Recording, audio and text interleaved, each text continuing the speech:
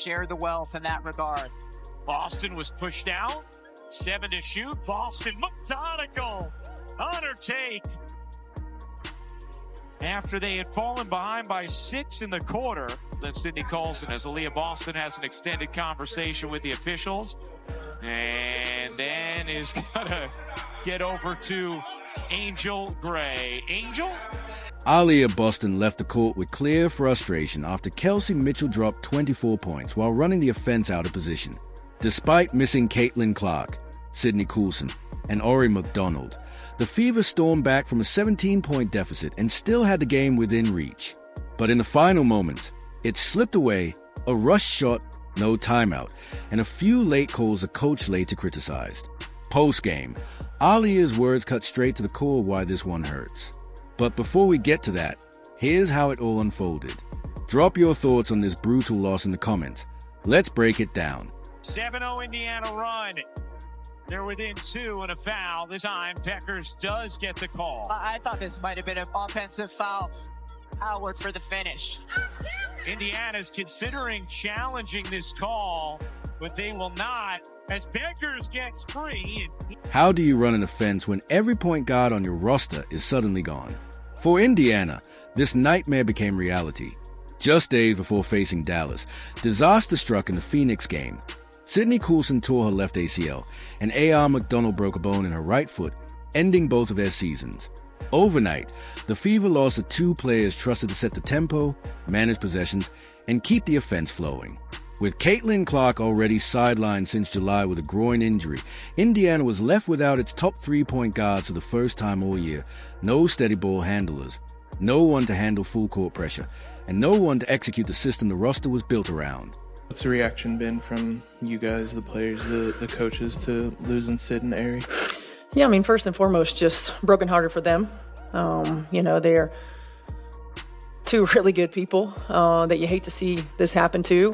They've been an integral part of what we've been doing, and so hate it for them. Unfortunately, it's part of the deal, and we've got to roll with it. And we've got players in that locker room who believe in one another, players in that locker room who are as competitive as all get out. We've got versatility, and it's going to have to be on full display. So I think now it's about playing to honor them, right, and playing for them. The impact was felt right away. Without a true floor leader to control the tempo, breaking defensive pressure became a battle. Turnovers mounted, and even routine entry passes turned into chaotic contests. Against Dallas, the weaknesses were brutally exposed.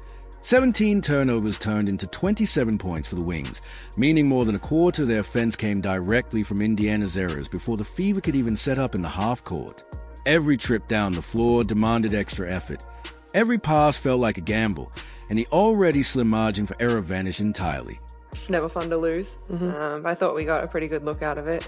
But again, I think, we shouldn't have been in that position to begin with. The 17 turnovers got us there. We shouldn't have even been there. But I thought, Kelsey got a look at it. It's unfortunate, but yeah, on to the next. To keep the rotation afloat, Indiana's front office made an urgent move, bringing in veteran Odyssey Sims on a hardship contract. She had less than a day to learn the playbook or find any rhythm with her new teammates. Thrown straight into action against Dallas, Sims logged 13 minutes, went scoreless, tallied 2 assists and 1 turnover, and spent most of her time figuring out where her teammates preferred the ball instead of playing on instinct. Just excited. I know that Indiana is a great organization, and just to be a part of it and just to be here with the great players that I'm going to be playing with, this is a great opportunity. I'm just happy to be here. What's the most important thing for you in a situation like this to just get acclimated, just to kind of get your feet under you and feel your way around the new spot here? It's not my first time just coming to a new team and coming in and just being me. The biggest thing is just doing what I do best. Playing defense, playing hard, doing whatever the team needs. Obviously, I know they've been down with the injuries. Prayers up for Sid and Ari. Love them both. But like I said, I'm excited to be here, and I'm not going to do too much. But whatever coach tells me to do, that's what I'm going to do and have fun and enjoy my teammates. That left Indiana with only one viable choice for ball handling duties on nearly every possession, moving Kelsey Mitchell out of her natural scorer's role and into the lead guard spot. There was no time for a gradual transition. The coaching staff had to hand her the reins immediately. Every inbound, every offensive set, and the relentless defensive focus now fell squarely on her shoulders. It wasn't just a tactical shift. It completely altered the physical demands of her game. She had to orchestrate possessions under constant pressure while still being expected to produce as the team's primary scoring weapon.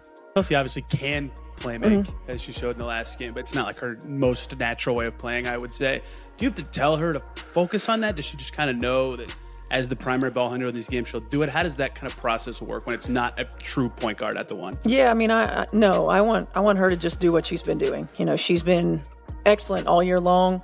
She's been efficient all year long. Her decision-making has been on point all year long. The Dallas matchup perfectly illustrated how much those injuries shaped the game's rhythm.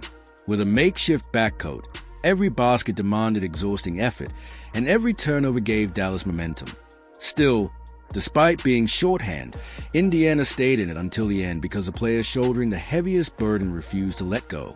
That responsibility landed squarely on Kelsey Mitchell, their most lethal pure scorer, who suddenly had to run the offense from start to finish. Normally, she's the one catching passes and scoring spots, not bringing the ball up through traps or directing half-court sets. But with Coulson, McDonald, and Clark all sidelined, she was the only realistic option to initiate, and Dallas made sure they knew it. Every single playoff game will be on our networks. As Mitchell finally gets a look, her first points of the second half. Curl it in. Doesn't get the whistle. Indiana with numbers the other way. Mitchell in the corner. Cut it! Big game from Aisha Hines-Allen off the bench. Mitchell sprints into the lane, finds Cunningham. She got it on a three, and it's a single-digit deficit. On paper, Kelsey Mitchell's night looked strong. 24 points on 7 of 15 shooting, 4 of 7 from deep, plus 6 rebounds. But those numbers came with the weight of nearly every possession beginning in her hands against defensive schemes built to wear her down. Dallas hounded her with backcourt traps and quick doubles, turning each trip up the floor into a fight just to initiate the offense. Every bucket was hard-earned, and each one was followed by another possession where she had to battle pressure, conserve energy, and still find the focus to deliver as a scorer. Mitchell trying to create with 5 to shoot. Mitchell through the lane, down to scoop it in, and it's a one game. Arch right, but you know she loves to go left. How many defenders try to come over and help about 3 and still able to scoop it up and in? Mitchell with 24 points. It showed at times.